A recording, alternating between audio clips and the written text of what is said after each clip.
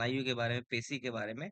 उसी तरह next chapter में सिराओं के बारे में आया हुआ है। तो सिरा हमने इसके पहले डिफिनेशन में आ गया था। सिराएं कितनी प्रकार की होती है? 700 सिराएं होती है। ये आपने इसके पहले वाले चैप्टर में देख लिया था। हम चैप्टर स्टार्ट करें। थर्ड श्लोक में लिखा हुआ है, सप्त सिरा सतानी भवंती, 700 सिराएं होती हैं। ये हमने पहले भी देखा है। फिर इसका थोड़ा मतलब कह सकते हैं कि थोड़ा उपमा दी गई है। कैसे दी गई है उपमा? कि जलहारणी करियां द्वारा जैसे आराम अथवा कुल्या जो जो छोटे जल मार्ग होते हैं, जिस जिस प्रकार केदार का उपनयन करते हैं, मतलब जो छोटे छोटे आप देखे हो ना, खेतों में क्या होता है, क्यारियां बनाई जाती है, जिससे क्या होता है, खेतों का उपस्नेहन होता है, मतलब पानी पहुंचता है। उसी प्रकार क्या कहा गया कि सिराओं से ये शरीर पोषित होता है। तो यहाँ पे केदार को अंडरलाइन कर लीजिए, केदार को, कि केदार वाले से कंपेयर किया गया है, केदार। ठीक है। और उसी प्रकार सिराओं से ये शरीर पोषित होता है। पेड़ के पत्तों की सिवनियों, जैसे पेड़ की पत्तियों के अलग अलग डंठल होते हैं, उसी तरह सिराएं फैली होती है। उन सिराओं का मूल नाभि है। इसको अंडरलाइन कीजिएगा। को जो सिराओं का जो मूल कहा गया, किसको कहा गया? नाभि को बोला गया है। तांसा नाभि मूल। अगर आपसे पूछा जाए सिराओं का मूल क्या है, तो आप ध्यान रखिएगा, सिरा का मूल जो है नाभि है। इंपॉर्टेंट पॉइंट है। यहीं से सारी सिराएं निकलती हैं। नाभि से ये सिराएं ऊपर तिरछी नीचे की ओर फैलती हैं। इन सिराओं द्वारा शरीर का उपकार होता है। तो इसमें से पॉइंट क्या इंपॉर्टेंट था? 700 सिराएं होती है। केदारी वाला अंडरलाइन कर लीजिएगा। और तीसरा कि नाभि क्या है? सिराओं का मूल है। ठीक है। फिर नेक्स्ट श्लोक है, चौथा पांचवा नंबर। इसमें कुछ ऐसा इंपॉर्टेंट श्लोक नहीं है। आप ये वाला नाभिस्ता प्राणी नाम प्राण प्रवनम, जो सारंगधर का श्लोक है, वैसा ही यहाँ पे एक लाइन आया है कि नाभियों में ही प्राणियों की प्राण रहती है। अंडरलाइन कर लीजिएगा, नाभियों में ही प्राणियों के प्राण रहते हैं। ठीक है, ये भी आप अंडरलाइन कर लीजिएगा। नाभि में प्राणियों के प्राण रहते हैं और प्राणों से नाभि आश्रित है। सिराओं में मतलब वही है कि प्राणियों के जो प्राण है नाभि में रहते हैं, और नाभि से क्या होते हैं? सिराएं निकलती है। बस ये था। फिर आगे देखते हैं। सिराएं कितनी बोली गई है? 700 बोली गई है। ठीक है। 700 में 700 में कहीं ऐसा मेंशन तो आया नहीं कि 700 में कितना कहाँ कहाँ है। तो अभी मैं बताता हूँ इसमें क्या है। कि जो अगर 700 सिराएं होती है ना, तो अभी देखिए आएगा 700 सिराएं। तो उसमें क्या हो गया? 700 सिराओं का विवरण। तो 700 सिराओं की, अब इसमें कितना मूल सिरा 40 बोला गया है। अगर पूछा जाए कि मूल सिरा कितना है, तो 40 है। तो कैसे? 10 से वात से 10, पित्त से 10, कफ से 10 और 10 रक्त से। समझ रहे हैं क्या बोल रहे हैं? कि जो मूल सिरा है कितनी होती हैं? वो 40 होती हैं। और कैसे 40 हुई हैं? अभी डिटेलिंग आएगी। 10 वात से होती हैं, 10 पित्त से होती हैं, 10 कफ से होती हैं और 10 रक्त से होती हैं। तो टोटल मूल सिरा कितनी हो गई? ये 700 सिरा का जो मूल सिरा है वो 40 सिरा है। अगर आपसे मूल पूछा जाएगा तो 40, और टोटल पूछा जाएगा तो 700। अब क्या करें? वातवा स्थानों में रहने वाली तथा वायु को वहन करने वाली सिराएं 175 होती है। अब यहाँ पे इन्होंने फिर अलग बदल दिया है कि जो 700 सिराएं हैं, तो उनमें से इनमें से 700 में मूल कितना है? अगर 700 में पूछा जाए तो मूल कितना है? मूल केवल 40 ही है। मूल का मतलब होता है कि इन्हीं से सब निकली होंगी और डिवाइड हुई होंगी। ठीक है। तो 40 ही सिरा है जो मूल है। फिर कह रहा है कि अगर आपसे वात से पूछा जाए कि वातवा स्थानों में जो वातवा स्थानों में रहती हैं और वायु का वहन करती है, वो कितनी होती है? 175 होती है। उसी तरह पित्त स्थान से निकलती है, वो भी 175 होती है। फिर कफ से निकलती है, वो भी 175 होती है। और रक्त वह से निकलती है, तो वो भी 175 होती है। टोटल कितना हो गया? 175 गुना 4 कितना होता है? 700 होगा। 700 होता है। ठीक है। तो इस तरह से देख सकते हैं, हिंदी में वातव स्थानों में रहने वाली तथा वायु का वहन करने वाली सिराएं 175 होती है। उसी प्रकार पित्त स्थान में पित्त को वहन करने वाली सिराएं होती है। इस प्रकार कफ को वहन करने वाली रक्त कफ के स्थान पर होता है। और यकृत और प्लीहा, इनमें इनमें उतनी ही रक्तवाहिनी सिराएं होती हैं। तो चार 175 वात वाहिनी, 175 पित्त वाहिनी, 175 कफ वाहिनी और 175 क्या हो गया? 175 गुना 4 कर सकते हैं, ऐसे लिख सकते हैं। और क्या लिख सकते हैं? बराबर वात, पित्त, कफ और रक्त। ठीक है, ये हो गया। अगर इसको जोड़िएगा तो कितना हो जाएगा? 700 हो जाएगा। उसी तरह अगर बोला गया कि आपको ये बोला गया कि भाई मूल सिरा कितनी होती है, तो मूल सिरा कितनी होती है? 40 होती है। 40 कैसे? 10 गुना 4। जो वात के भी 10 होते हैं, पित्त के भी 10 होते हैं, तो इस तरह से मूल सिरा 40 होते हैं ये। तो इस पे आगे मूल सिरा लिख लीजिएगा, मूल सिरा। ठीक है। ये टोटल नंबर ऑफ सिरा का है और ये मूल सिरा का है। अब उसी तरह फिर अब वातवा सिरा है ना 175, तो बोला गया कि टांग में कितनी जाती है, हाथ में कितनी जाती है, कोष्ठ में कितनी जाती है। तो अगर पूछा जाए तो पहले तो हम ये आपको बताना भूल गए कि ये जो 700 सिरा है ना, 700 सिरा में एक पॉइंट ये रह गया कि जैसे मैंने बोला था ना कि कुछ शरीर के शाखा में रहेगी, मध्य शरीर में रहेगी और कहाँ रहेगी, ऊर्ध्व शरीर में रहेगी। तो जो शाखा में रहेगी वो 400 रहती है, 400 सिराएं जो होती है वो शाखा में होती है, ठीक है। 136 जो होती है वो, लिख लीजिएगा आप लोग यहीं पे अपने ऊपर ही, 136 जो होती है वो मध्य शरीर में होती है, और 164 जो होती है वो गले के ऊपर होती है। नंबर नंबर का ही खेल है, तो टोटल कितना हो गया, 700 हो गया। अगर आपसे वात पित्त के अनुसार पूछा जाए तो 175 है।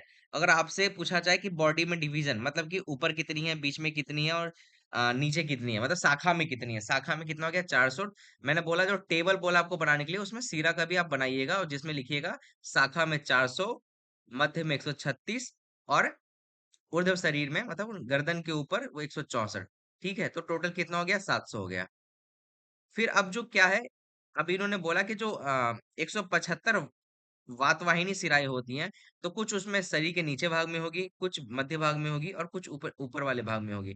तो उसके लिए क्या बोला गया कि शाखा में 100 होती है, कोष्ठ में 34 होती है, और जत्रु के ऊपर 41 होती है। तो टोटल कितना हो गया, 175 हो गया। इसी तरह पित्त का भी बोला गया, कफ का भी बोला गया है, और रक्त का भी बोला गया है। देखिए, मतलब बहुत सारे इसमें नंबर नंबर आ रहे हैं, तो मैं आप लोगों को एक पहले याद रखना है कि 700। ठीक है, 700 वाला आप याद कीजिए। तो 700 वाला में आपको क्या याद करना है कि ऊपर कितना है, ऊपर मतलब ऊर्ध्व शरीर में कितना है, फिर उसके मध्य शरीर में कितना है, और फिर नीचे कितना है, मतलब अधो शरीर में कितना है। अधो शरीर कह सकते हैं या शाखा कह सकते हैं, ठीक है, शाखा ही बोलना उचित है, अधो शरीर तो नहीं। शाखा में कितना है, तो शाखा में इसमें कितना बोला गया है, 400, 136, 400, 136 और 164। फिर अगर इसी में पूछा जाए कि वात वाले कितने हैं, वात वाले कितने शाखा में है, तो उसमें क्या है, 100 है, 34 है, और 41 है, तो 175 हो गया। फिर उसी तरह पूछा जाए मूल शिरा कितने होते हैं, तो 40 होते हैं। तो वात वाले कितने होते हैं, 10 होते हैं। पित्त वाले कितने, तो ये आप मतलब कंफ्यूज मत होइएगा, क्या पूछा जा रहा है ये ध्यान रखिएगा। ये भी अंडरलाइन कीजिएगा, 100, 34 और 41, 175 हो गया।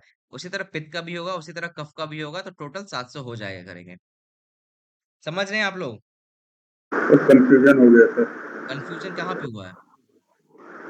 सर वहाँ तक तो समझ में आया कि सर 175 वाट का, पीठ का, कफ का, रक्त का। उसके हाँ। बाद क्या बोल रहे हैं, 100 जो बोल रहे थे, क्या उसके बाद वाला सर जो बोले, क्या? वातुआ स्थानों में रहने वाली जो 175 होती है, पीठ, कफ, रक्त, 700 हो गया। उसके आगे क्या बोले, 100, एक बोले हैं शाखा में, मध्य शरीर में, गले में, वो भी क्लियर है। उसके बाद वाला सब जो बोले वो क्लियर नहीं हो पा रहा है। देखिए, सबसे पहले आपको सिर, अगर आपसे पूछा जाए सिराएं कितनी होती हैं, तो 700 होती हैं, ठीक है। तो 700 सिराओं में अगर आपसे पूछा जाए शाखा में कितनी है, तो आपको ध्यान रखना है 400 होती है। मध्य शरीर में कितनी होती है, तो 136 होती है। और ऊर्ध्व शरीर में कितनी होती है, तो 164 होती है। ये पहला था, ठीक है। इसको यहीं पे खत्म कर दें। फिर है कि अब ये जो 700 सिराएं हैं, 700 सिराओं में भी ना चार अलग अलग टाइप्स की हैं। वात वाली, पित्त वाली, कफ वाली, और क्या, रक्त वाली। तो चारों कितने हैं, 175, 175, 175, 175, ठीक है। तो इन चारों को जोड़िएगा तो कितना हो जाएगा, 700 हो जाएंगी, ठीक है। 700 हो जाएंगी ना, विशाल? यस सर, यस, हाँ सर, हाँ 700 हो गई, सर। ठीक है। अब क्या है कि जो वात वाली है, तो वात वाली तो 175 बस बोला गया, 175 बोला गया, लेकिन ये नहीं बताया गया ना कि 175 में कितनी शाखा जो ऊर्ध्वगत है, कितनी मध्यगत है, और कितनी शाखागत है, ठीक है।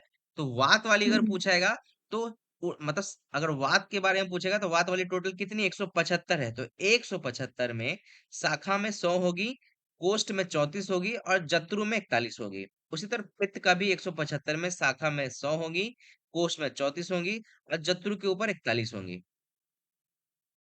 समझे? हाँ सर, क्लियर हुआ ठीक है, सर। क्लियर हो गया ना। और इसको और मूल सिरा को अलग कर दीजिए, मूल सिरा यहाँ पे सर इंक्लूडेड नहीं बुक है। में सर, मेरे मेरे बुक में सर शक्ति में 100 दिया है। अच्छा, शाखा की जगह शक्ति दिया है। ठीक है, ठीक। तो ये 175 और 700 वाला खेल है। मूल सिरा को तो बस ऐसे ही याद रखना, 40 होती हैं, जो मूल का मतलब ये हो गया, उससे बाकी 175 बनेगी। अगर सॉरी, ये बाकी 700 बनेंगे, ठीक है। तो अब देखिए वातवा सिराओं का 175 कैसे हुआ हम बता रहे हैं, थोड़ा देखिएगा हिंदी में डिटेल है कि प्रत्येक टांग में वाहिनी की दशा, प्रत्येक टांग में वात वाहिनी 25 है, इस प्रकार दूसरी टांग तो टोटल 100 हो गया, टोटल शाखा में 100 हो गया, कोष्ठ में 34 है, तो इनमें गुदा और मेड इनके आसे करके श्रोणी में 8 सिराएं होती है, दो दो पार्श्व में, जत्रु के ऊपर 41 सिराएं होती है, उनमें से 14 गर्दन में, 4 कानों में, ये 4 कानों में अंडरलाइन कीजिएगा, 4 कान में और एक 8 आंखों में, ठीक है। ये अंडरलाइन क्यों कर रहा हूं मैं बता रहा हूँ। तो ये कितना हो गया, 41 हो गया, ठीक है। तो वात वाहिनी जो है सेवेंटी टोट फोर है सर मेरी बुक में सर। क्या 74 है? कान में सर कान 74 में है। 74 लिखा है सर। हाँ तो 7 से 4 वो गलत हो गया। गलत हो गया वो 8 है, कान में 4 है, 74 नहीं है, सिर्फ 4 होगा। अभी आगे नेक्स्ट 4 श्लोक हो में गया। आएगा, कैसे देखिए। तो 8 आंखों में हो गई और 4 कानों में हो गई, ठीक है। अब इसी तरह पित्त का भी होगा, इसी तरह पित्त का मतलब शक्ति में 100 होंगे, पित्तवाहिनी भी, कोष में 34 होंगे, जत्रु में भी 41 होगा। थोड़ा सा चेंज है, थोड़ा सा क्या चेंज लिखा है कि भेद इतना ही है कि नेत्रों में 10 और कानों में 2 पित्त वाहिनी होती है। मतलब क्या हो गया, जो कान वाला 4 था वो 2 हो गया, और ये 8 वाला क्या हो गया, 10 हो गया, टोटल तो 41 ही रहेगा। लेकिन क्या हो गया, आंखों में क्या हो गया ना, आंखों में बढ़ गया है, आंखों में 2 बढ़ गया है, पित्त वाहिनी, कफ वाहिनी और रक्त वाहिनी। और कान में क्या हो गया, पित्त वाहिनी, रक्त वाहिनी और हमारा कफ वाहिनी 2 घट गया है। अगर आपसे पूछा जाए कि कानों में टोटल कानों में कितनी सिराएं हैं, तो आप कैसे जोड़िएगा?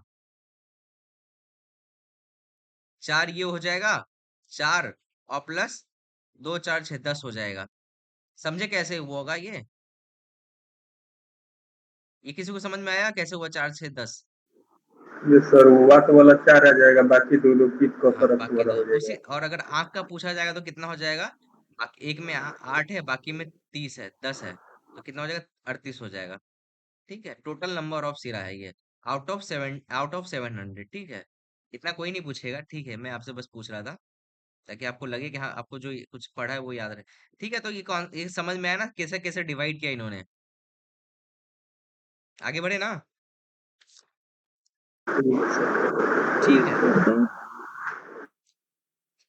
फिर क्या करें, सिरा सिराचारी। अब नेक्स्ट श्लोक देख रहे हैं हम, 10वां 9वां नंबर, 9वां 10वां नंबर। सिराचारी अकुपित और कुपित वायु का कारक। वायु अपने सिराओं में कायिक और मानसिक कार्य ठीक प्रकार से चलाता है, बुद्धि के क्रम में। अब क्या करें ना, जो भी वातवाही सिरा है उसके कर्म है, पित्तवाही है उसके कर्म है, कफवाही है उसके कर्म है। तो उसमें से एक इंपॉर्टेंट है जो हम भी आपको अंडरलाइन कराऊंगा। वात वाला क्या करेंगे, वात वाला अपना कार्य वात की तरह काम करेंगे, बुद्धि के काम में भ्रम नहीं रहता। उसी प्रकार और भी दूसरे कर्मों का वायु जिनका छोड़ दिए। जब अकुपित हो जाएगा तो क्या होगा, वो उसके प्रकार के रोग को करो, इसको भी जाने दीजिए। पित्त वाला क्या करेगा, भ्राजिष्णु अग्नि प्रदान करेगा, कांति प्रदान करेगा। तो यहाँ पे कांति पित्त के लिए लिख लीजिएगा। अन्न की रुचि भूख बढ़ाता है, अग्नि का दीपन करता है, निरोगता और अनगुणों को बढ़ाता है, और उसके दुष्टि भी होता है, उसको भी जाने दीजिए। मेन जो इंपॉर्टेंट है वो हमारा रक्त वाला है, रक्तवाही। निस अकुपित और कुपित रक्त के कारण धातु नाम पूरन, ये किसका कार्य है, जो धातु का पूरन करता है। ये क्या है, ये हमारा जो रक्तवाही जो सीरा है उसका काम है। धातु नाम पूरन, वर्ण कलर प्रोवाइड करना, ठीक है। स्पर्श ज्ञान, संशयम मतलब जो स्पर्श की अच्छी तरह से स्पर्श का ज्ञान करवाना, ये सब किसका काम है, जिसमें रक्त वाहिनी सिराएं हैं, ठीक है। धातु नाम पूरा, धातु को पूर्ण करना, वर्ण कलर प्रोवाइड करना, और स्पर्श ज्ञान ज्ञान संचयम। ऐसे क्वेश्चन आया नहीं है, लेकिन हमको लगता है कि ये धातुओं का पूरण कफ करता होगा, बट ऐसा नहीं है। यहाँ पे धातु का पूरण कौन कर रहा है, अगर आप सोचिएगा, आपको नहीं पता होगा, आपके पास ऑप्शन आएगा तो आपको लगेगा कि यार कफ बल के लिए होता है, तो हो सकता है वो धातु का पूरण करता होगा, बट ऐसा नहीं है। और वर्ण करके आएगा तो वर्ण में थोड़ा बहुत आ सकता है कि हाँ रक्तवाही, नहीं तो आप पित्त से कंफ्यूज हो जाइएगा, इसलिए मैंने लाइन कराया। बाकी वही इसमें वर्ण प्रसादन है, धातु नाम पुष्टि है, तो मेन यही था हमारे लिए। ठीक है, तो इसमें आपने धातु नाम पूरा अंडरलाइन कर लीजिएगा, और स्पर्श ज्ञान और वर्ण वाला, ठीक है। फिर आगे हम देखते हैं श्लोक नंबर 19वां, बाकी सब जाने दीजिए। सिराओं का वर्ण विभाग, जो सिराएं होती है, जैसे वात व सिरा, जिसमें वात व सिरा जिसमें वात जरा, उसकी सिराएं कैसी होगी, वो अरुण वर्ण की होगी। ये हमको बताया, वात वाला अरुण होता है। फिर पित्त वाली जो होगी वो कैसी होगी, नीली और उष्ण होती है, ये भी पता है। कफ कफ वाला इंपॉर्टेंट है। जो कफ वाही होती है ना वो कैसी होगी? शीतल तो हमको पता है, लेकिन गौरी श्वेत वर्ण की शिराएं होती है। कफ वाली कैसी होती है? गौरी। ये याद रखिए, कफ वाली कैसी होती है? सीता गौर्य स्थिर कफात, ठीक है। तो गौरी, जो गौरी वर्ण की होती है कौन होती है? कफ वाली होती है। उसी तरह एक और रक्त वाली भी होगा, रक्त को बहाने वाली रोहिणी के कलर की होती है। र से रोहिणी, र से रक्त। तो ये दोनों याद कर लीजिएगा। वात वाला अरुण की तरह, पित्त वाला उष्ण होगी और नीली होगी। कफ वाले क्या होंगे? गौरी वर्ण की होगी। और रक्त वाले क्या होंगे? वो रोहिणी की तरह होगी, रोहिणी शिरा, ठीक है। ये अंडरलाइन कर लीजिएगा आप लोग, ठीक है। फिर आप आगे आइए श्लोक नंबर 20 में। 20 में क्या करे? अवेद्य सिराय। अवेद्य सिराय का मतलब जिसमें हम वेदन नहीं कर सकते, ठीक है ना। वेदन कर्म आया था ना, वो नहीं कर सकते। इसके पश्चात अवेद सिराय कहे जाएंगे। उनका वेद होने पर विकलता और मरना निश्चित है। मतलब आपको कोई कोई सिराएं जब वेदन क्रिया करते हैं तो उसमें आपको ध्यान रखना है। अगर आप ऐसा नहीं कीजिएगा तो क्या हो जाएगा? विकलता और मृत्यु हो जाएंगी, ठीक है। तो उसमें बोला गया सब सिराओं का वर्णन। अब अवैध सिराएं कितनी होती है? यहाँ पे आप श्लोक नंबर 22 में आई है। उसमें लिखा होगा कि अवैध सिरा मतलब अवैध जिसका वेदन नहीं करना चाहिए, 16 शाखा में, 32 कोष्ठ में, और जत्रु के ऊपर 50। तो 16, 32, 16, 32 और 50, तो टोटल कितने हैं? 700 में हमें जो 98 सिराएं हैं वो क्या होती है? अवैध होती है। मतलब उसको वेदन नहीं करना है,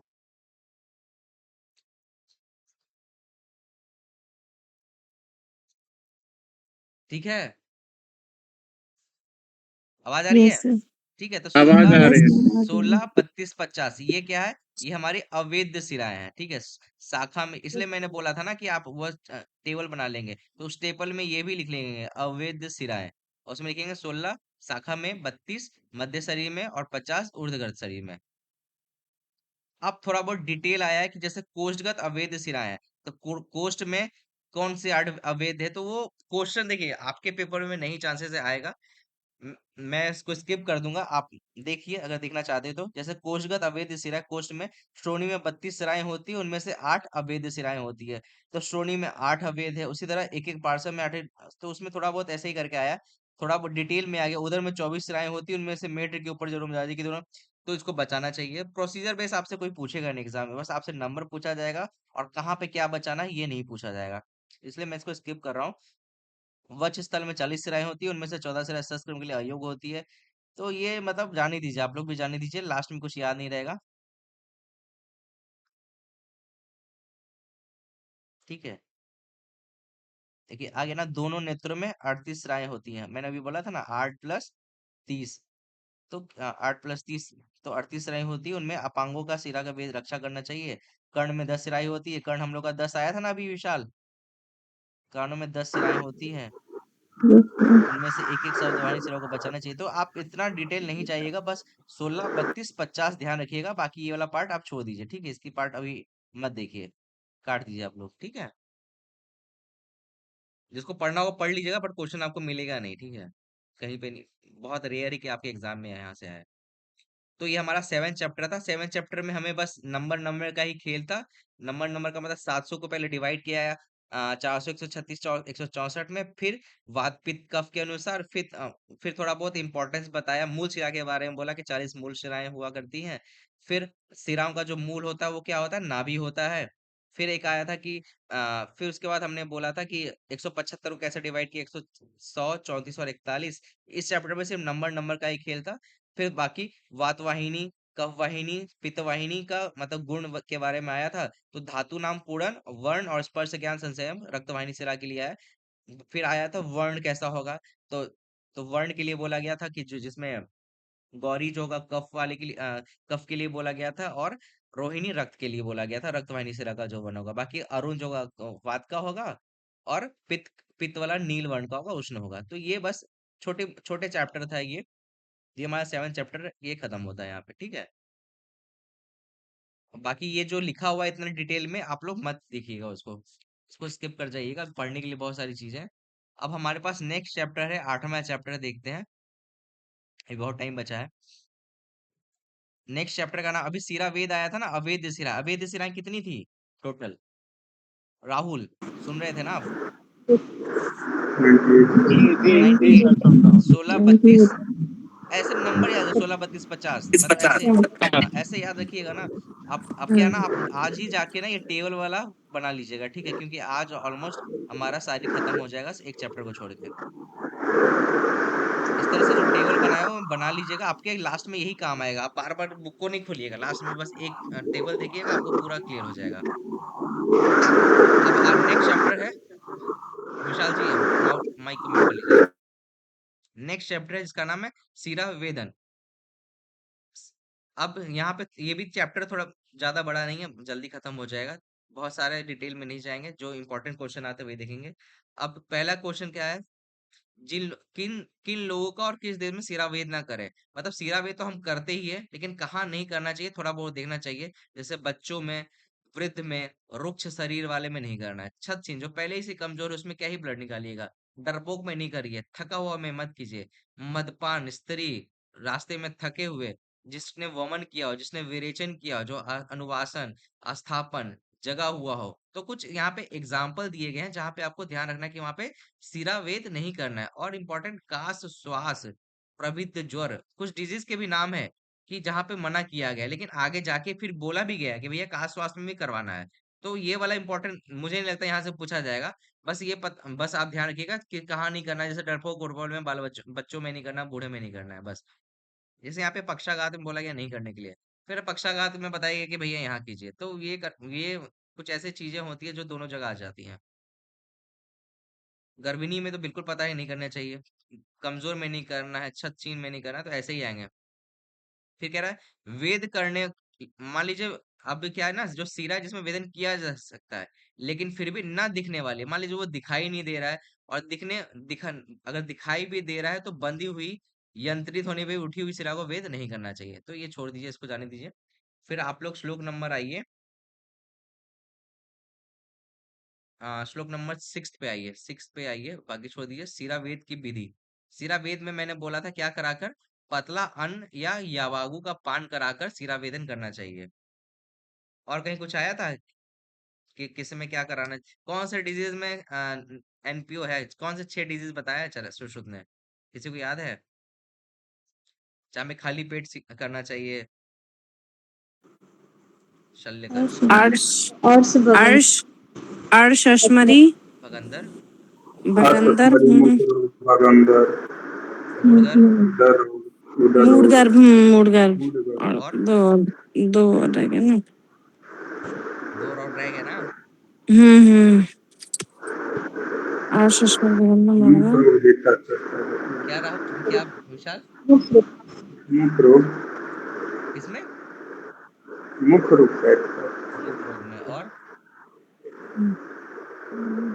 नेत्र रोग में। नेत्र नहीं है, नेत्र में नहीं था। क्या नेत्र था? नहीं। उदर, अर्श, अश्मरी, भगंदर, मुख ये तो रोग, एक और था सर। ये तो 4-5 तो हमेशा याद रहते ही है। मतलब अर्श उदर, असमरी उदर, अर्श, अश्मरी, भगंदर, मुख रोग, एक क्या था सर? अर्श असमिरी भगंदर, मुख रोग, उदर रोग, 6 याद उदर, रखिए। अर्श असमरी भगंदर तो याद रहेगा, ठीक है। फिर उसके बाद मुख के रोग, उदर, मुख उदर रोग, रोग और मूड गर्भ, 6 हो गया। Mood, yes. अर्श असमरी भगंदर। अरे उदर रोग में कैसे, आप सोचिए ना, उदर रोग उसको पेट की प्रॉब्लम है, शल्यकर्म उसको कुछ खिला के कीजिएगा, नहीं कीजिएगा, ठीक है। मुख में रोग में क्या इसको खिलाइए, लॉजिक से सोचिए। अर्श असमरी भगंदर तो याद ही रहेगा, ठीक है। फिर मूड गर्भ, मतलब गर्भ कहाँ फंसा हुआ, पेट के अंदर फंसा हुआ है, तो उसमें भी आप कुछ मत खिलाइए। तो 6 ऐसे ही याद हो जाएगा। मुख के रोग में ही नहीं खिलाइए, क्योंकि मुख में बीमारी है, तो उसको क्या ही खिलाइएगा। यहाँ पे खाली पेट बोला गया है। जलौका उपचरण के पहले क्या देना चाहिए? जैसे यहाँ पे यावागु का पान बोला गया सीरा वेदन के पहले, जलौका के पहले क्या? क्या? पिच्छिलन पिच्छिलन। और क्या बोला गया था, एक जगह और कुछ आया था। अच्छा, जलौका उपचरण कौन सा चैप्टर है सुश्रुत का? 12 नंबर, क्या नंबर? 12, 13 13। 13 टू 13। सब भूलिए नहीं, चैप्टर नंबर तो कोई याद करने की चीज नहीं है वैसे। याद आया कि मतलब पिच्छिलन कहाँ बोला गया था, वहां भी मैंने आपको लिखवाया था। तो जलोका से पहले तो यवागुपान है ना। जलोका अग्निकर्म में रहते हैं पिछलन तो। यवागुपान है ना जलोका से। ये वागु सीरा वेद के लिए बोला गया है, अग्निकर्म के पहले पिच्छिलन। रक्षण में अग्नि बनने बोल सुन लीजिए मेरी बात। अग्निकर्म के पहले बोला गया पिच्छिल अन। रक्त मोक्षण का मतलब क्या हो गया, सीरा वेद ही हुआ ना, सीरा वेद का ही टाइप है रक्त मोक्षण। तो उसमें बोला गया यवागु पण। और कर्ण वेदन के पहले बोला कर्ण गया है। वेदन से पहले लघु भोजन। हाँ, याद आ गया तीन। तो सीरा वेद के पहले क्या बोलेगा, यवागु का पान, सीरा वेद भी कह लीजिए या रक्त मोक्षण कह लीजिए, ठीक है ना, है सेम ही चीज, उसका एक टाइप है ना। तो उसके पहले यवागु का पान बोला गया करवाने के लिए, ये आपको बस अंडरलाइन करवाना था यहाँ पे। सीरा वेद कब ना करे, 7वां नंबर श्लोक। विशाल म्यूट कर लीजिएगा। कड़े शीतल काल में, अधिक गर्मी में, मतलब ज्यादा ठंडे में, न ज्यादा गर्मी, बहुत ज्यादा गर्मी में, बहुत ज्यादा ठंड में, प्रवात में, आकाश के मतलब आकाश में मेघ हो तब भी सिरा वेद नहीं करना चाहिए। छोड़ दीजिए, वैसे कुछ पूछा नहीं जाएगा इसमें से, कब नहीं करना चाहिए कब करना चाहिए इंपॉर्टेंट है। ठीक है, अब सीधे नंबर श्लोक में आप लोग आइए, 9वें नंबर श्लोक में। ये सब जाने दीजिए। 9वें नंबर का श्लोक यहाँ पे, ठीक है, ये इंपॉर्टेंट है, स्टार मार्क कर लीजिएगा। मांसल प्रदेशों में, मान लीजिए जो एरिया, जो मांस, जहां मांस ज्यादा है वहां पे यव मात्र शस्त्र से वेदन करें। मतलब अगर आप चीरा लगा रहे हैं तो कितना लगा रहे हैं, कितना लगाना है, यव मात्र के समान, ठीक है। वेदन जो करना है कितना करना है, यव मात्र, यव जैसा होता है ना जौ के समान। लेकिन मांसल से भिन्न स्थान में, मांस जहां पे कम है वहां पे क्या करना है, आधे यव, अर्ध यव के बराबर अथवा व्रीहि मुख यंत्र से वेद करें। ये याद रखिएगा, आपसे क्वेश्चन पूछा जाएगा मानसर प्रदेश में कितना वेदन करना चाहिए, तो यव के समान, मांसले अवकाशेषु यव मात्रा शस्त्र निदध्यात, अतो उसके अलावा अर्ध यव मात्रा व्रीहि मात्र या व्रीहि मुख यंत्र से। हमें ये याद है किससे वेदन के लिए बोला गया था, कौन से यंत्र से वेदन, किसी को याद है? यंत्र जब हमने देखा तो आया था ना, ABCA करके कुछ कुछ आया था, कौन से यंत्र से, यंत्र कितने होते हैं? यंत्र एक से एक होते हैं। यंत्र का चैप्टर कौन था? 7th। तो 7 नंबर का। तो वहां पे ये मेंशन आया था कि नहीं कि किससे क्या करना है? जी सर। चलिए छोड़िए, आप बस याद रखिए कि मानसर प्रदेश में यम मात्रा जितना वेदन करना है, और जहां मानसर प्रदेश नहीं है वहां पे अर्ध यम मात्रा करना है, ठीक है, ये जान दीजिए। फिर हमने ये 9 नंबर के बाद सीधे श्लोक नंबर देखेंगे 10 नंबर। ये भी इंपॉर्टेंट है, ये भी पीजी में आया हुआ था कि वर्षा ऋतु में मान लीजिए वेदन करना है तो कब करना, वर्षा ऋतु में व्यभ्र, मतलब कि जब बादल जब ना रहे। ग्रीष्म ऋतु में, ठंडे समय, मतलब ग्रीष्म ऋतु में ठंडा कब होता है, शाम काल में। ग्रीष्म कालिक तु शीतले व्यभ्रे वर्षासु, ग्रीष्म कालिक तु शीतले। और हेमंत काल में मध्य, मतलब हेमंत काल में जो भी फेवरेट टाइम है ना, मान लीजिए कि ग्रीष्म ऋतु में अगर आप जाते हैं तो फेवरेट कब लगता है यार, थोड़ा थोड़ा ठंडा हो जाए तो उस समय वेदन करना है। हेमंत ऋतु में जब मान लीजिए थोड़ा बहुत ठंड होती है तो धूप में थोड़ा हमें लगता है कि अच्छा लगेगा, तो उस समय अस्त्रक्रम करना है। और वर्षा ऋतु में जब थोड़ा बादल निकल जाए तब करना है, ऐसा बोला गया है। ये क्वेश्चन आया हुआ है पीजी में, हेमंत काले मध्याह्न, ये आया हुआ था। ठीक है, तो छोटी सी पॉइंट है जो आया हुआ क्वेश्चन है ये, ठीक है। अब कह रहा है सुविध के लक्षण, मान लीजिए कि अच्छे से वेदन हो गया तो क्या होगा, अच्छे प्रकार से चलाने से धारा साथ कुछ काल बाद खून बहे रुक जाए तो सुविध समझना चाहिए। ये इंपॉर्टेंट नहीं है, ये इंपॉर्टेंट है। अशुद्ध रक्त प्रथम आने में दृष्टांत, जिस प्रकार कुसुम के फूलों में प्रथम पीला सा रंग निकलता है, उसी प्रकार सिरा का वेद करने से दुष्ट रक्त पहले ही बाहर आता है। मतलब जब आप सिरा वेद करते हैं ना, तो ऐसा नहीं है कि पहले प्योर ब्लड आता है, पहले इम्प्योर ब्लड आता है। तो वही बोला गया है, जैसे इसकी उपमा दी गई है कि जैसे कुसुम का पुष्प में पहले पीला पीला जैसा, मतलब कि पीला सा रंग निकलता है, वैसे ही जब हम ब्लड का वेदन करते हैं तो वैसा इम्प्योर ब्लड आता है, उसे उपमा दी गई है। फिर कुछ कुछ छोटे छोटे पॉइंट है कि सिराओं के न बहने के कारण मूर्छित अतिपी जो डरा हुआ है थका हुआ है, तो उसका क्या होता है, वेदन करने के बाद भी ब्लड नहीं आता है। छीना जो व्यक्ति कमजोर है, छीनादी व्यक्तियों में श्रावण, पहले तो बोला गया कि मत कीजिए, लेकिन करने जा रहे हैं तो तो बहुत दोष मूर्छा से अगर पुरुष को सिरावेद ऊपर अपराह्न में करना चाहिए। जो कमजोर व्यक्ति उसमें अपराह्न में बोला गया है।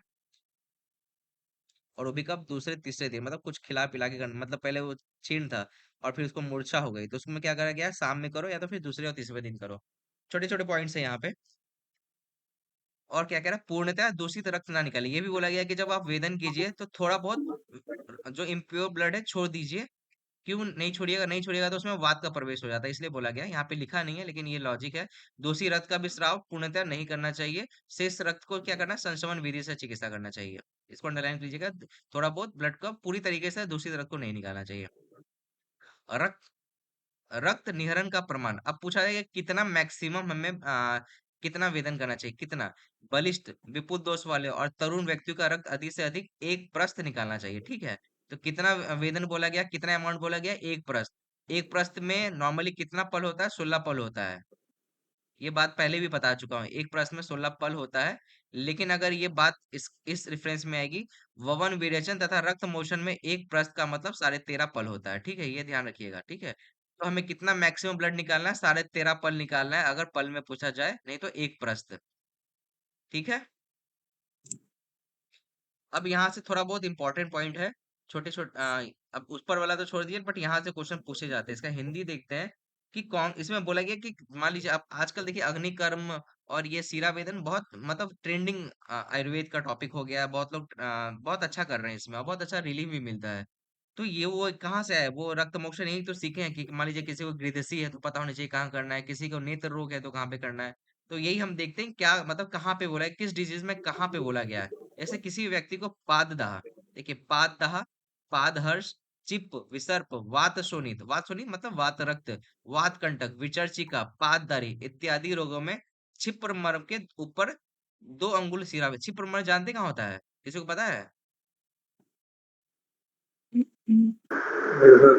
वो पैर के नीचे और यहाँ अंगूठे के पास, हाथ में। बीच में हाँ बस यही। अंगूठा और हाँ, इंडेक्स फिंगर के बीच में। सबको पता होगा क्षिप्र मर्म ऐसा मर्म है, तो वहां सबको पता होगा, ठीक है। तो आप पता, वहां तो कोई पूछेगा नहीं पेपर में, तो क्षिप्र मर्म का डायरेक्शन नहीं पूछेगा, बस ये पूछेगा कि हाँ पादहर्ष में कहाँ पे करना है।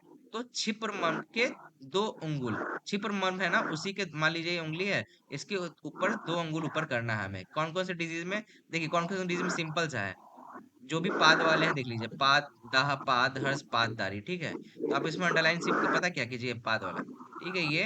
और फिर वात वाला, ठीक है, कैसे देखिए, वात शोणित, वात कंटक, दोनों आ गया। फिर बाकी चिप और विसर्प, विचर्चिका, जो भी स्किन डिसऑर्डर है, चिप है, विसर्प है, विचर्चिका है, ये भी है। और इम्पोर्ट एक पॉइंट यहाँ पे लिखा अबाहुक, अबाहुक में भी बोला गया क्षिप्र मन के ऊपर। और किससे करना है, व्रीहि मुख से करना है, ध्यान रख। क्षिप्र मन, पाद, पादहर्ष, पाददारी, अबाहुक, चिप, विसर्प, वात रक्त, वात कंटक, विचर्चिका, ये 7-8 एग्जाम्पल है जहाँ पे क्षिप्र मन के ऊपर सिरा वेदन करना है। फिर क्या करा है, स्लीपद रोग के विषय में उसकी चिकित्सा बताते समय कहा जाएगा, अभी जाने दीजिए। फिर आ गया क्रोस्टुक शीर्ष, खंजता मतलब खंज, जो लंगड़ा जो कह रहे हैं, क्रोस्टुक शीर्ष, खंजता, पंगुता और वात वेदनाओं में जंघा में गुल्फ से 4, जंघा में गुल्फ से 4 अंगुल ऊपर सिरा वेद करें। तो इसको भी अंडरलाइन कीजिएगा। क्रोस्टुक सिर, क्रोस्टुक शीर्ष, खंज, पंगु में क्या करना है, गुल्फ से 4 अंगुल ऊपर। गुल्फ कहाँ पे होता है, गुल्फ किसको कहते हैं? एंकल क्या? Ankle joint ankle joint. हाँ, एंगल के ज्वाइंट के, आप लोग देखिएगा, ठीक है। तो क्रोस्टिक शीर्ष, खंज, पंगु, वात वेदना को जाने दीजिए, वहां पे कहा बोला गया, गुल्फ से 4 अंगुल ऊपर, ठीक है। फिर अपश्चिम में इंद्र बस्ती के नीचे करना है। यहाँ पे ऊपर ऊपर था, जहां जहां ऊपर है ना, तो आप यहाँ पे ऊपर ऐसे एरो कर लीजिएगा, क्योंकि ऊपर क्वेश्चन में ना ऊपर नीचे सब आ जाता है, 4-2 तो आता ही है, फिर हमको समझ में नहीं आता कि ऊपर है कि नीचे है। अपची में इंद्रवस्ती के नीचे, यहाँ पे अपची के सामने ये लिख लीजिएगा I2। I2 का मतलब क्या होगा, इंद्रवस्ती के, आयोडीन होता है ना, आयोडीन को कैसे लिखते हैं, I2 लिखते हैं ना हम लोग।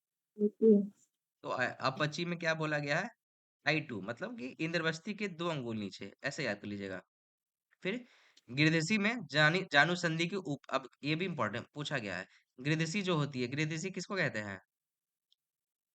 सियाटिका सियाटिका किस प्रकार के होते हैं गृहदेशी? वात कपर। ठीक है, बहुत अच्छे रिजल्ट है। गृहदेशी में बोला गया कि जानू संधि के ऊपर और नीचे, मतलब जानू संधि है ना, जानू किसको किसको नी ज्वाइंट को बोलते हैं ना, तो ऊपर जानू के ऊपर और जानू के नीचे दोनों जगह क्या करना है, 4 अंगुल ऊपर 4 अंगुल नीचे। हमें 4 के ऊपर ऐसे लिख सकते हैं या जानू के ऊपर लिख सकते हैं। मैंने तो ऐसे लिखा था जानू, और जानू के ऊपर नीचे 4 4 लिख दिया था। ठीक है, मतलब ऊपर भी करना है नीचे भी करना है। फिर गलगंड में, विशाल म्यूट कर लीजिएगा। गलगंड में उरुमूल में रहने वाली शिराओं का भेद करना चाहिए, जाने दीजिए। जहाँ पे ऊपर नीचे आ रहा है वही इंपॉर्टेंट है, बाकी एग्जैक्ट जहाँ पे वो आ रहा है वो नहीं आते। प्लीहा रोग में, प्लीहा रोग में बोला गया, प्लीहा किस साइड होता है, वाम साइड होता है। तो उसमें प्लीहा रोग में भी बोला गया वाम बाहु में, मतलब अगर प्लीहा किस साइड होता है, वाम साइड में होता है, तो वाम बाहु के मध्य में भीतर की ओर कपूर संधि के समीप अथवा कनिष्ठा और अनामिका के मध्य प्रदेश में सिरावेद करें। 2 जगह बोला गया। अगर मान लीजिए किसी को प्लीहा रोग है तो उसमें आपको क्या करना है, लेफ्ट हैंड में क्या करना है, कपूर संधि के, कपूर किसको, एल्बो जॉइंट के समीप, वहां या तो वहां कर लीजिए, या तो फिर जो कनिष्क उंगली है और अनामिका उंगली है, मतलब फोर्थ और फिफ्थ फिंगर के बीच में आपको सिरावेद करना है। उसी तरह क्या करना है, यकृत है, यकृत को क्या बोला गया, यकृत दोष में या फिर काश श्वास में दक्षिण बाहु में सिरा का भेद करें। ठीक है, ये इंपॉर्टेंट है। राइट लेफ्ट साइड में ध्यान रखिएगा, लेफ्ट साइड प्लीहा है तो प्लीहा के लिए बोला गया लेफ्ट वाम में, लेफ्ट बाहु में। उसी तरह यकृत राइट साइड बोला गया और राइट साइड में राइट बाहु बाहु में बोला गया। फिर विश्वाची नामक में, विश्वाची में क्या बोला, गृहदेशी के समान। गृहदेशी में क्या बोला गया था, जानू के 4 ऊपर उंगल के ऊपर और नीचे। ठीक है, तो विश्वाची में भी ऐसा ही करना है। प्रवाहिका में बोला गया कि चरौनी के चारों ओर 2 अंगुल अंतर पर सिरावेद करना चाहिए, ये नहीं आएगा। परिवर्तिका, उपदंश, शुक्रदोष और शुक्र रोगों में मेढ के बध, उसको जाने दीजिए। मूत्र वृद्धि में विष्णु के बगल में, उदकोदर में नाभि के नीचे, ये जाने दीजिए। अंत विदिद्री और पार्श्वशूल में बाई बगल, इसको जाने दीजिए। बाहुशोष और अबाहुक रोग में कंधे के बीच में, अब अभी अबाहुक में क्या आया था, ऊपर आया था। अबाहुक में छिप्रमर्म के 2 अंगुल ऊपर आया था, यहाँ पे अबाहुक में आया कंधे के बीच में। आपसे पूछा जाएगा छिप्रमर्म वाला, ये नहीं पूछा जाएगा। अब यहाँ से इंपॉर्टेंट है कि तृतीयक ज्वर में त्रिक संधि के मध्य की शिरा का भेद करना चाहिए। ठीक है, त्रिक संधि किसको कहते हैं, स्कैपुला को। किसको, हिप संधि स्कैपुला को बोलेंगे सर। किसको बोलते हैं? तो हम तो सिर्फ ये हिप ज्वाइंट इलियम इसलिए प्यूबिस वाला जो समझ रहे क्या? हैं, इलियम इसलिए प्यूबिस जो हिप ज्वाइंट होता है वहाँ के हम समझ रहे हैं सर। आपकी बुक में लिखा हुआ है वो? लिखा तो नहीं है सर, तो फिर मतलब तो यही समझ रहे हैं नहीं नहीं, हिप त्रिक संधि। यहाँ पे स्कैपुला जो ये है ना, स्कैपुला के बेस पे बोला गया है। स्कैपुला का जो शेप होता है ना वैसा होता है ना, इसके बेस पे बोला गया है। आप हिप जॉइंट में ये सोचिए कि 3 बोन से बना होता है इसलिए, है ना। तो ठीक है, तस्वीर में आपसे अभी पढ़ा। कोई नहीं पूछेगा स्कैपुला और वो, आपको बस याद रखना है तृतीयक जोड़ में त्रि त्रि करके आया है। ठीक है, ये बिल्कुल याद रहेगा, त्रि और त्रि, बस। ठीक है, यही पूछा जाएगा और पूछा जाएगा था। चतुर्थक ज्वर में किसी भी एक पार्श्व में स्कंद के नीचे सिरा का भेद करना है। ठीक है, इवेंट अलाइन कर लीजिएगा। स्कंद के नीचे चतुर्थक ज्वर में पसमार में हनुसंधि के बीच में रहने वाली शिरा का भेद करना है। तो पसमार में हनुसंधि, फिर अपस्मार और उन्माद में शंख और केस अंत संधिगत वक्षस्थल अपांग में और ललाट में रहने वाली शिरा का भेद करना चाहिए। ये जो 3 4 पॉइंट इंपॉर्टेंट है। तृतीयक जॉग में याद रहेगा त्रिक में। ठीक है, त्रिक शायद हिप जॉइंट ही होगा, मुझे भी लग रहा है, मैं अभी कंफ्यूज हो गया हूँ। त्रिक ही हो, वही होगा, हिप जॉइंट ही होगा। चतुर्थ, लेकिन आप त्रिक याद कीजिए, हिप जॉइंट को जाने दीजिए। चतुर्थक जोड़ में स्कंद होगा, पसमार में हनुसंधि होगी, और अपस्मार के साथ साथ उन्माद भी है, तो उसमें क्या, शंख और केश संधि में या फिर अपांग और ललाट में। जीवा रोग में, दंत रोग में जीवा के नीचे जाने वाली शिरा को, इसको जाने दीजिए। तालु के रोग में तालु का भेद करना है। कर्ण पीड़ा में कर्ण के ऊपर करना है। गंध ग्रहण नाउन में नासिका के आसपास करना है। तिमिर रोग, अक्षिपा इत्यादि आंखों के रोग में नाक के समय, ये सब कोई इंपॉर्टेंट नहीं है। ठीक है, तो ये जो 4 5 शिरा वेदन थे वो आप ध्यान रखिएगा। 4 5 जो भी आए हैं ऊपर में, वो हमारे से क्वेश्चन पूछे जाते हैं। सबसे इंपॉर्टेंट आयोडीन वाला जो है वो पूछा जाता है, अपची वाला पूछा जाता है, गृहदसी वाला पूछा जाता है। बाकी तो इसमें जितना ज्यादा वाला पाददारी वाला, पाददा वाला, पादहर्ष वाला, सब इसमें आ जाता है। तो ये 2 3 जो है वो इंपॉर्टेंट है। फिर आ गया दुष्ट वेद के 20 प्रकार। दुष्ट वेद का मतलब समझ रहे हैं क्या हो रहा है, कि आपने वेदन कर दिया है तो अलग अलग हो सकते हैं, मतलब आपने सही तरीके से वेदन नहीं किया है। तो आप दुष्ट वेद करके आप ध्यान रखिएगा कि 20 टाइप के होते हैं। दुर्वेद, अतिवेद, कुंचित, मतलब आपने अच्छे से नहीं किया, बहुत ज्यादा वेद कर दिया, कुंचित कर दिया, पिच्चित कर दिया वेदन के समय। तो आपने अच्छे से नहीं अगर वेदन किया तो दुष्ट वेद कितने प्रकार के होते हैं? 20 प्रकार के होते हैं। आप इसको अंडरलाइन कर लीजिएगा। अब क्या होगा, दुर्विद में क्या होगा, अतिविद में क्या होगा, कुंचित का लक्षण क्या होगा, तो ये सब याद करने की कोई जरूरत नहीं है। ठीक है, 20 पर के थोड़ा थोड़ा बोला कि क्या हो जाएगा लक्षण, इसको जाने दीजिए। फिर यहाँ पे थोड़ा सा हिंदी देखते हैं, श्लोक नंबर 20वें नंबर में। सिरावेद के उपद्रव, उपचार और उसका महत्व। सिराएं स्वभावती कैसी होती है? चंचल होती है, मछली की तरह, मत्स्यवत परिवंते, ये आया था, किसके लिए बोला गया है? ऐसे क्वेश्चन ना यूपीएससी के पेपर में आते हैं, यूपीपीएससी में बहुत कम चांस है। मत्स्यवत परिवंते, तो यहाँ पे लिख लिया सीरा के लिए, जैसे भार क्षमा स्नायु को बोला गया है, मत्स्यवत परिवंधित किसके लिए बोला गया है? सीरा के लिए बोला गया है। मछली के समान क्या होती है? चंचल होती हैं, इसलिए सिराओं के विषय में कोई कुछ नहीं जान पाता, अतः इनका वेद प्रत्ययन बहुत आज का बोला गया है, जो वेदन कीजिए ना सोच समझ के किया कीजिए।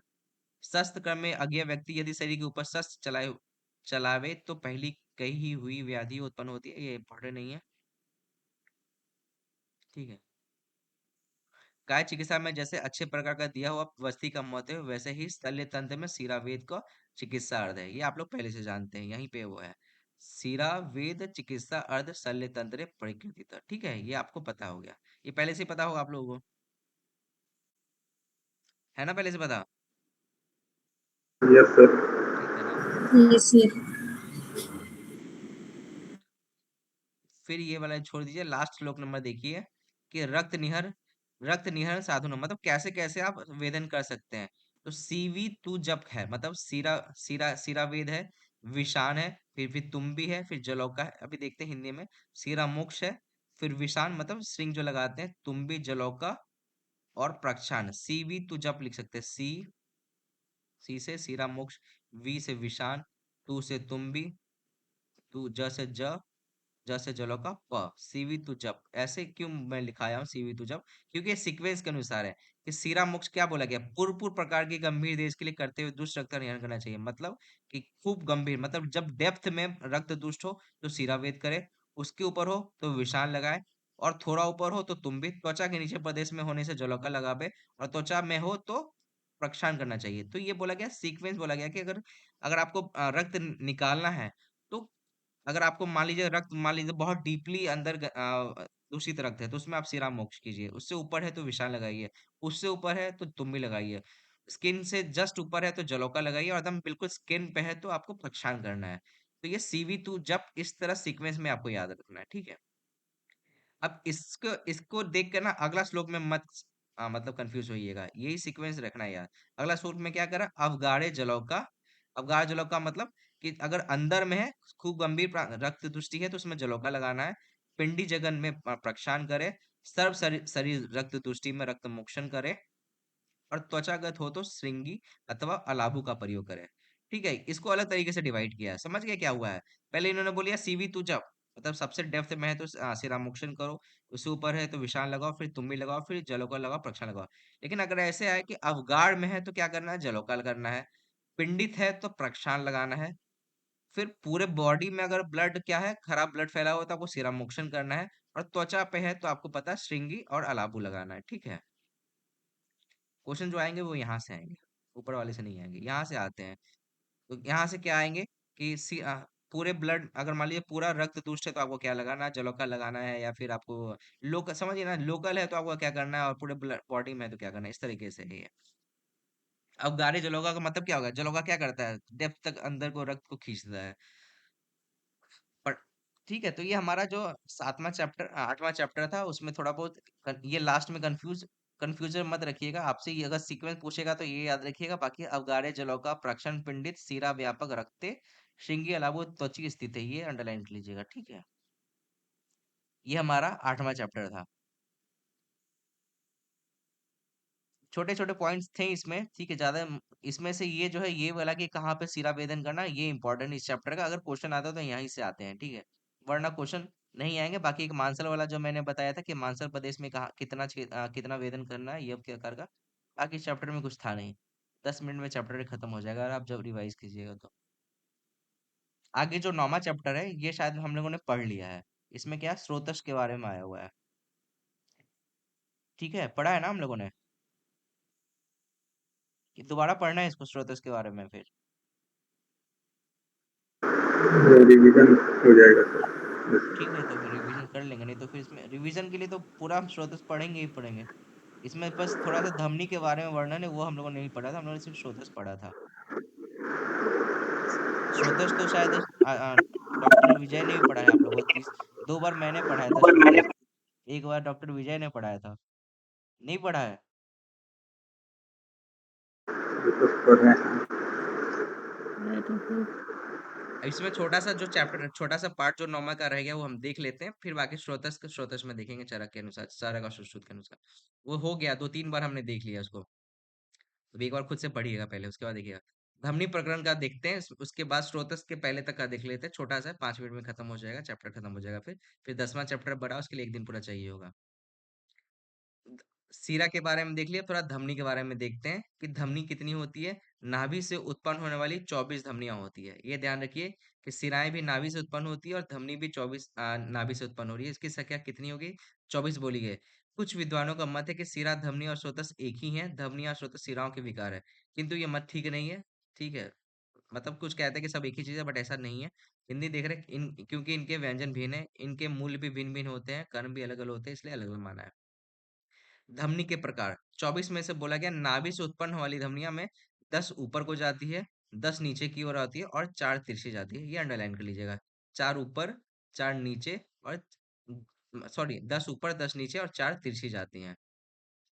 अब ऊर्ध्व में बोला गया जो 10 है ऊर्ध्व, उसका काम क्या है? शब्द, स्पर्श, रूप, रस, गंध, श्वास, जिह्वा, क्षुदित, क्वथित, रुदित, रोना धोना सब इसी में है।